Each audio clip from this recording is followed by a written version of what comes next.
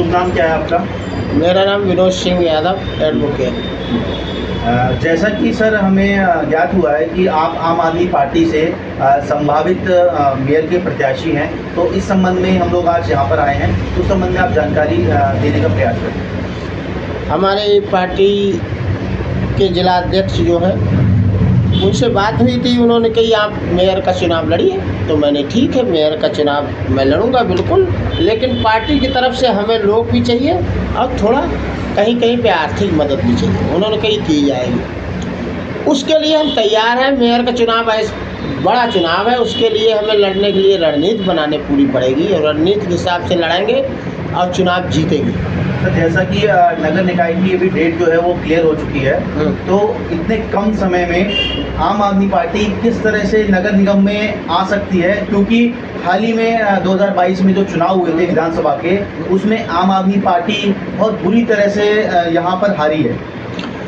आम आदमी पार्टी का जो है प्रदेश में अभी जल्द में ही इसका गठन सही से हुआ है और अब जो गठन हुआ है वो सक्रियता के रूप में काम कर रहे हैं। अब जब सक्रियता के रूप में काम किएगा तो ज़रूर जीत होगी, क्योंकि आम आदमी ने जो पार्टी ने दिल्ली में पंजाब में जो काम किए हैं, यहाँ बिहार यूपी के बहुत लोग दिल्ली में हैं, वो लोग जब यहाँ बताते आगे हैं कि दिल्ली में बहुत अच्छा काम हो रहा है, तो जनता के मन में यहाँ भी भावना जागृत हुई है कि क्यों ना आम आदमी पार्टी को लाया जाए। तो जैसा कि आप अधिवक्ता हैं, अभी आपने बताया, तो अधिवक्ता समाज जो होता है एक बुद्धिजीवी समाज होता है, तो कहीं ना कहीं आपने अभी नाम बताया विनोद यादव जी, तो यादव जो समाज होता है कहीं ना कहीं समाजवादी की तरफ जाता है, तो आपका एकदम समाजवादी से हट के आम आदमी पार्टी में आना क्या दर्शाता है?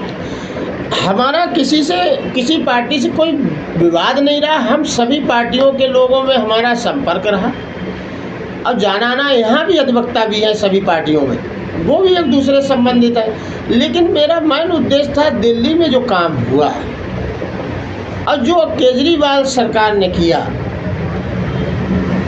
उस हिसाब से मैं यहाँ प्रदेश में काम चाहता हूँ। इसलिए मैं चाहता हूँ आम आदमी पार्टी की यूपी में भी सरकार आए।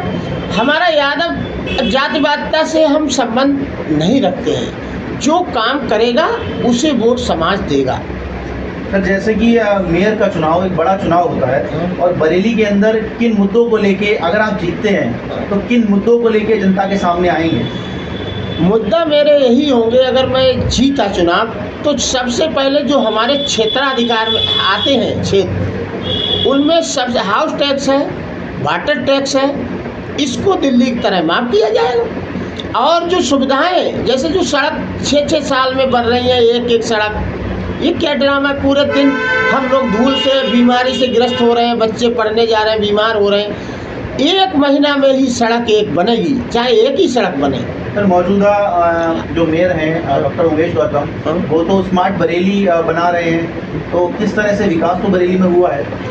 बरेली में विकास क्या हुआ है? हमारी गली आप जाके देख लीजिए, आप जो बना हुआ एरिया है उसे खोद के बना रहे हैं। हमारी गली देखिए, अगर डाली हो 6 साल में, हम इसीलिए चुनाव लड़ने की कोशिश कर रहे हैं कि हम अपनी गली पूरे देश विदेश को दिखाना चाहते हैं कि स्मार्ट सिटी बरेली क्या है। हमारी गली मेन चीज़, आप जो बनी व्यवस्थाएं हैं उनको बना रहे हैं, जो कतई शहर में नहीं बनी उनको क्यों नहीं बना रहे? क्या बात है, उसमें कम पैसा बचेगा क्या? हमें दलाली वाली बात समझ में आ रही है, साफ सीधी बात।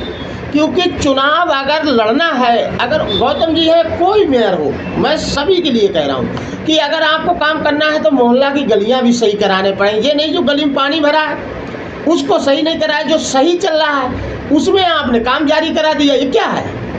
आप एक कर्मचारी निगम विभाग के नहीं देखते हैं क्या? तो जैसा कि अभी आपने बोला कि हाउस टैक्स को माफ़ करेंगे, पानी के बिल को माफ़ करेंगे, अगर आप सारी चीज़ों को माफ़ कर देंगे तो बजट सिस्टम बिगड़ नहीं जाएगा? बजट सिस्टम जो है हम उस हिसाब से जब माफ़ करेंगे, हमें देखना पड़ेगा आय व्यय सरकार हमारे लिए क्या दे रही है। पहली बात समझिए आप, हमारे नगर निगम की व्यवस्था विकास के लिए राज्य सरकार और केंद्र सरकार से क्या आ रहा है, आर्थिक लाभ हो रहा है। अगर हमारा बजट उसी में हो जा रहा है तो हमें क्या जरूरी हाउस टैक्स, बिजली टैक्स, पानी टैक्स लेने।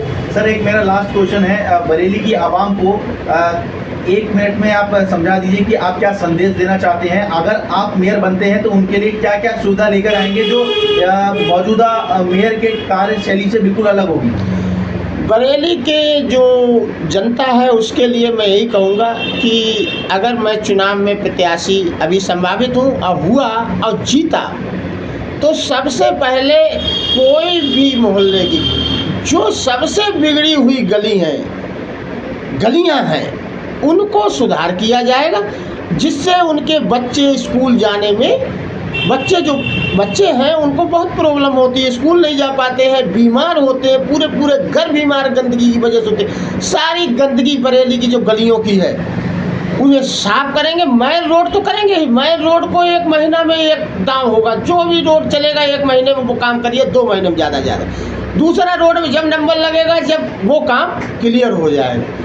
इस हिसाब से व्यवस्था की जाएगी कि दिखाई दे बरेली में। ये नहीं कि काम हो रहा है, टूटी फूटी पड़ी है, ठेकेदार ने होश नहीं है कहाँ कौन गिर के नाले में मर रहा है, कौन गिर रहा है, कहाँ किसके हाथ पैर टूट गए, पूरी रोडों में गड्ढा है, गिर जाए मोटरसाइकिल रात बिरात में हाथ पैर टूट जाए, कितने एक्सीडेंट हो गए। ये क्या शहर के अंदर तो नहीं होना चाहिए। कितने प्रतिशत संभावना है आम आदमी पार्टी का मेयर बनेगा बरेली? मेयर 100% संभावना है, हम 1% भी कम नहीं रखते हैं। हाँ, आखिर चाहे कुछ भी हो लेकिन हम 100% लेके चलते हैं, चुनाव 100% जीतना है। बहुत बहुत धन्यवाद।